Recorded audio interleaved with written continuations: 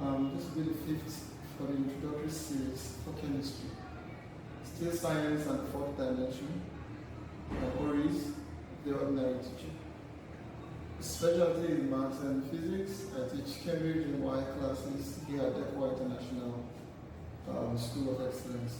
But we're doing a chemistry video today, so I expect you to pay attention, right?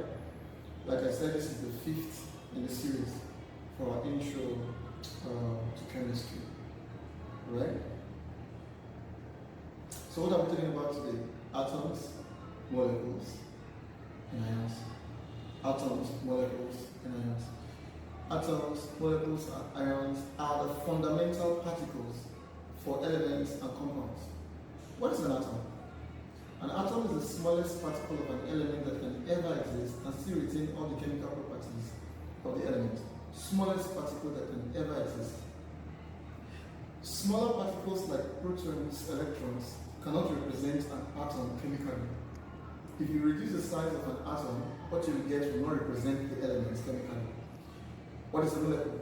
A molecule is the smallest particle of a substance that can normally exist alone and still retain all the chemical properties of the substance, be it an element or a compound.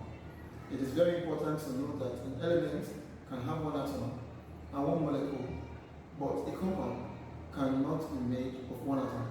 The smallest representation of the compound is a molecule. So what is an ion? An ion is an atom or group of atoms that possess an electric charge as a result of loss or gain of electrons. Take note, the definition for atom and molecule are closely related. Okay, if the charge is positive, you will get okay, sorry about that. Let's go further. Examples, I have atoms, molecules, and what? Ions. That's hydrogen atom, oxygen atom, and magnesium atom, right? If you go to the next, you will see molecules. I have water molecule containing what? 2 hydrogen and 1 oxygen. Then I have magnesium ion that lost 2 electrons, and the hydroxide ion has accepted 1 electron, so it's negative 1, the other one is positive 2 for its charge. Alright? Atoms and molecules. These are more examples. You see the first, I have atoms of hydrogen, oxygen, nitrogen, copper, and sodium. Then 2 hydrogen combine to give me a molecule of hydrogen, 2 oxygen combine to give me a molecule of oxygen. Right? Atoms and ions. See examples. Take time to pause and then watch this thing.